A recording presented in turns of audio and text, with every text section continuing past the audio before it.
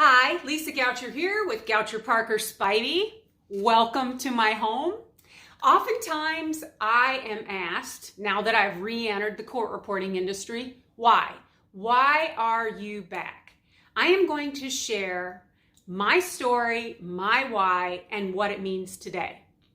My story is one of growing up in Minnesota, finishing high school in Oklahoma. Not going to delve too deep into all of that, but just so that you can get to know me if you don't already know me.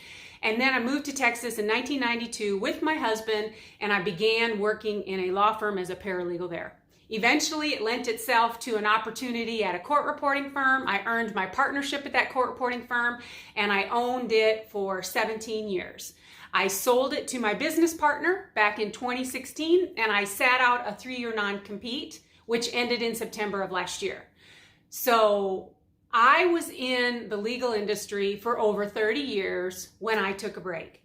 And when I decided to re-enter, then that's when I really had to do some soul searching, because honestly, when I left the industry, I was in a position and a place in my mind and my heart where I really needed a break. I felt like I wasn't serving the clients as well as I could be. So it was a much deserved, much needed break.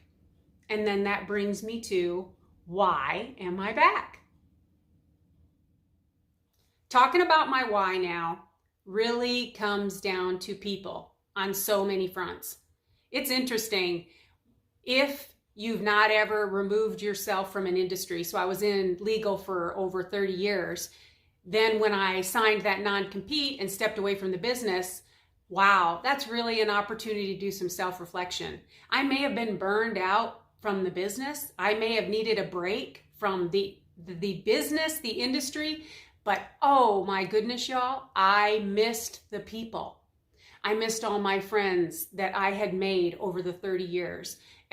Everyone from the reporters to the vids, to the secretaries, paralegals, attorneys, to the accounting departments.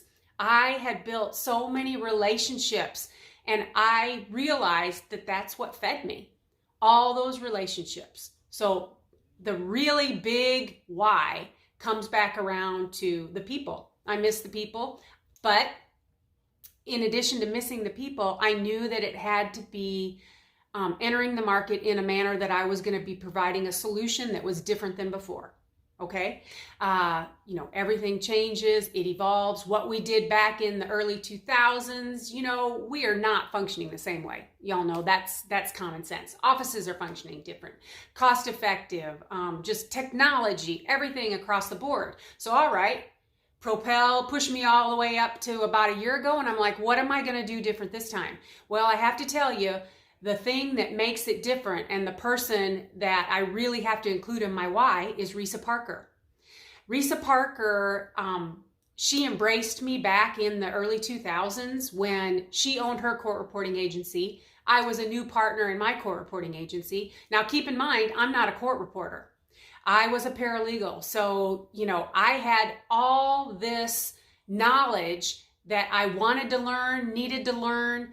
I knew that I could figure it all out, but I needed somebody that was willing to share and to teach and to do that in a manner that's really open. So over the course of the last, since the early 2000s, Risa has been such an amazing friend and a colleague. She always showed me the latest technology. She shared with me that she was going through a process to patent the ability to provide real-time remotely, meaning the reporters would stay at home. We're talking early 2000s. This was revolutionary, which brings me to the name of her company, Revolutionary Text. So 6 years ago, Risa brought her dream to fruition, and that was to start Revolutionary Text. This technology that we talked about, that she shared with me back in early 2000s, and honestly, y'all, I think she started processing it in the 90s, but when I met her in the 2000s, she shared with me what she was going and what she was looking to do.